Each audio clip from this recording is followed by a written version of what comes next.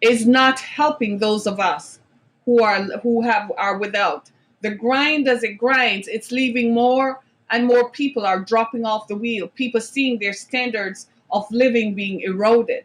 Their standards of living, what they could have access to, what they could afford, gradually that is being eroded over time. And you have to sit back and ask yourself the question, to what end is this? Where is this all going?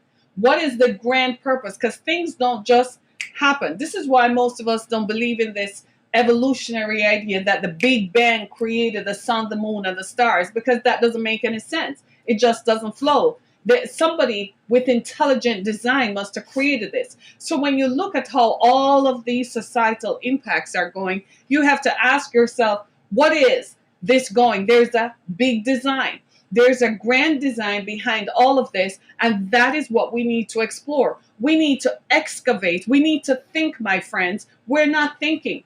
We spend way too much time being entertained. We spend way too much time allowing others to influence our viewpoints with what they want us to believe. They want us to believe that the issues of the day are confined to homosexuality and men wanting to be women and women wanting to be men. They want us to think that the issues of the day are just simply about that. When in fact, the issues of the day is how industrialists have now controlled the economy, controlled the society to where workers are getting injured at 9 times, at double the national average, and there is no accountability and no reporting. Because as administrations come and go, one person likes this, one person likes that, one person favors this, another person favors that. And some people favor this, some people favor that. And what you find happening is that people get shuffled in the shuffle. People are lost. This is why we have a bridge economy now. You know what's a bridge economy? That's where people live. You want to find where people live today? Go under a bridge in any city in the United States. You will find that's where people live. There's so many homeless people. You don't see them during the day. You know why? Because they're afraid to be seen in the day, because they don't want to be rounded up. When they get rounded up, where do they go? They become criminalized. Where do they go? They go to jail. Then what happens when they go to jail? They're tried with a crime. They're too poor. They don't have a phone to call anybody. They don't have a lawyer. They don't have family who have anything can put them up so they can get out of jail. So they end up being in the prison system. When they end up in the prison system, where do they end up? Working for free. This is the grand design. Watch the Hunger Games. We're fast entering that era when this is what the society is going to resemble. And you know, all of this is going to happen while you and I are asleep at the switch. You and I will be asleep. You and I will be sitting there watching all this happen in real time. Right now, we're seeing it and we're not talking about it. We're not asking questions about it. We're not saying anything. You drive past people on the street all the time. Are you helping them? Do you ever give a homeless person $1? Have you ever thought this year, when you look at, you're going to go buy stuff you don't need, and you're not going to contribute to a homeless shelter or somebody providing food for people who are homeless? Watch this. You know what else you're not going to do? Put aside some money so that you yourself never find yourself. Every time I see someone, I say, but for the grace of God go I. And I ask myself, what are you doing to make sure that never happens to you nor your children? This is why I say to all of you who are paying highfalutin rent because you want this kind of address, you need to re-examine that. You're paying highfalutin mortgage to live in an address because it makes people have a different perception of you. Watch that perception, foolishness. Go pay rent that you can afford. Go pay mortgage that you can afford. Go buy yourself a house that needs to be fixed up. Fix the house up. Put yourself in it. Get your friends and family by the one next door and fix it up. And before you know it, you have increased and added to the value of your own home. Instead of paying rent at $1,800, I watch young people graduate from college, and the first thing they want to do is to go show off how independent they are. And you go take on a rent, $1,100 a month. People don't think. We're not sitting down and writing it out. I ask my children, write out how much it costs. I used to write out, I said, this is how much I earn. This is how much it costs us to live.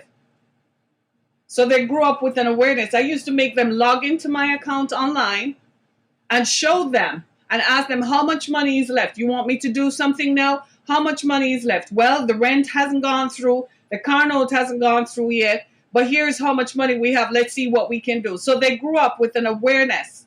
My oldest daughter tells me when she went to college, she could tell her friends how to apply for a loan, how to apply for a credit card. She could explain to them how to log into their account and how to open a bank account and so on. Do you see what I'm saying? These are the issues that matter. So while you are Friday, sit down and do your own forensic accounting. Look back over the year and see where you spent money. And say to yourself, is this really where I want to put my money? Or do I want to have more money in the bank? Or do I want to have more stuff? Because what is becoming increasingly clear that your net worth is real. If you don't have net worth, you don't have any value to the society. So for those of you who are paying high rent, right? Think about what is your net worth. People talk about this all the day. Do some forensic accounting. When you do it, it's going to motivate you. When you look at how much you saved or how much you didn't save, it's going to make you say, I've got to change it. And all of us are waking up in the middle of the night thinking something is off somewhere. All of us are waking up in the middle of the night with that voice saying, we got to change something. We got to change something. Do you see what I'm saying? Do you see where I'm coming from? Friends, we've got to change the way we think. It's not enough to just say, oh, I have $200. I can go. No, save that $200. It's not enough to say, well, I think I need this or I think I need that. No, it's not enough. Because there has been a fundamental shift. This is not the society where people were more generous or people felt that they had a moral obligation to be better or to take care of their fellow man. No, people don't think like that anymore.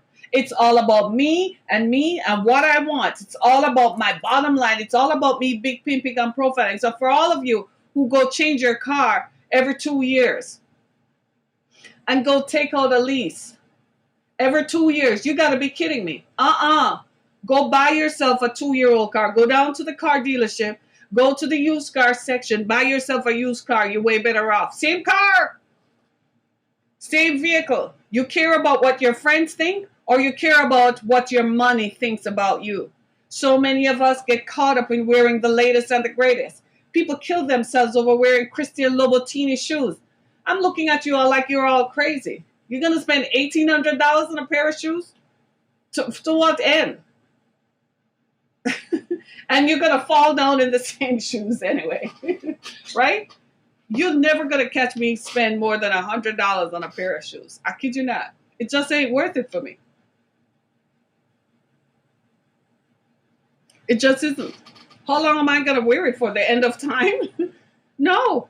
What's the point? So many of us, when we look at, we have so much stuff. We have so much stuff that could have been translated into money. My friends, I'm telling you, go buy land. Go buy land. Go into the inner city and go look it up online. You don't even have to go just go online and see what they have available. Go buy the land.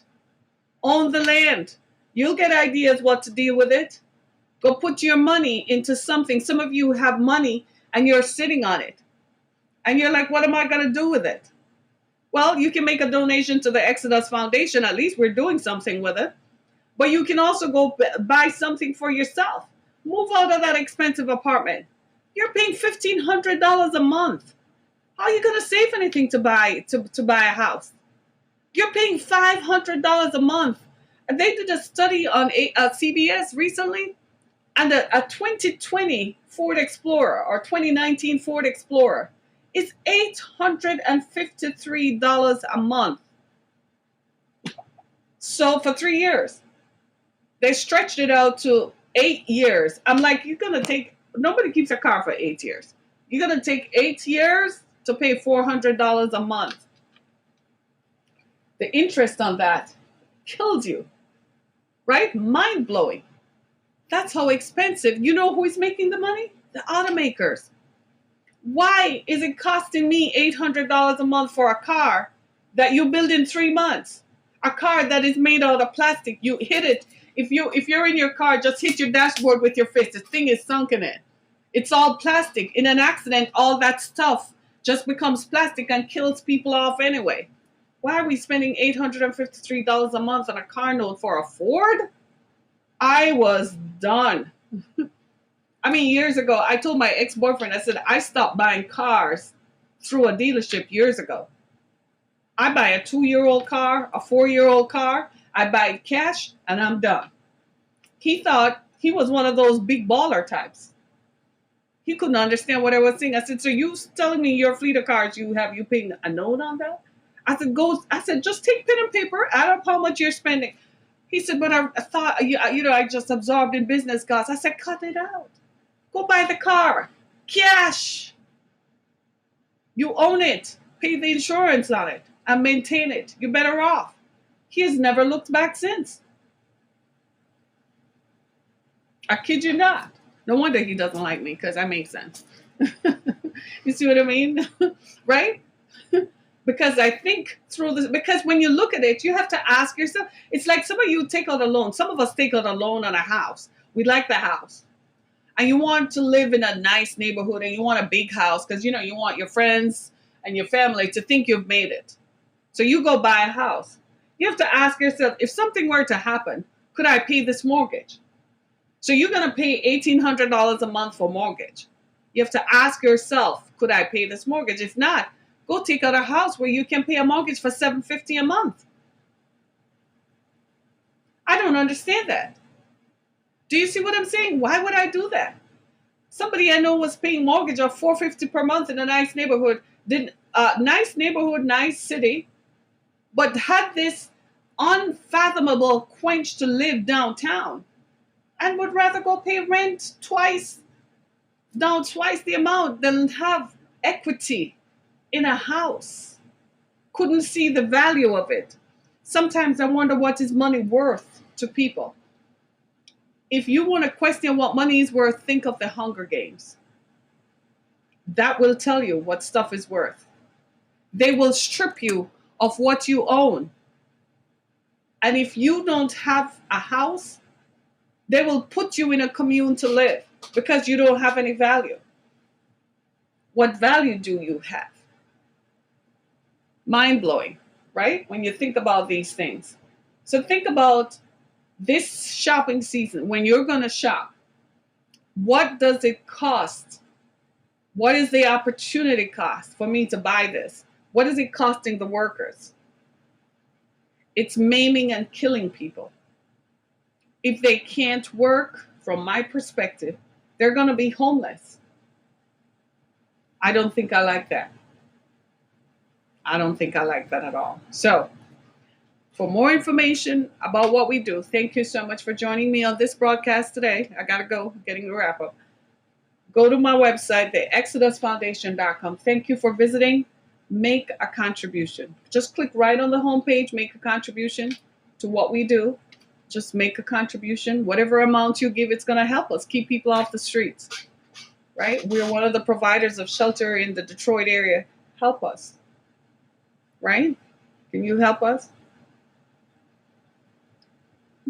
Right, so go to the exodusfoundation.com, click on donate. We're a 501c3 organization, which means we're duly registered with the IRS. Yes, we do. They know about us. So we're not just some thing out there, right?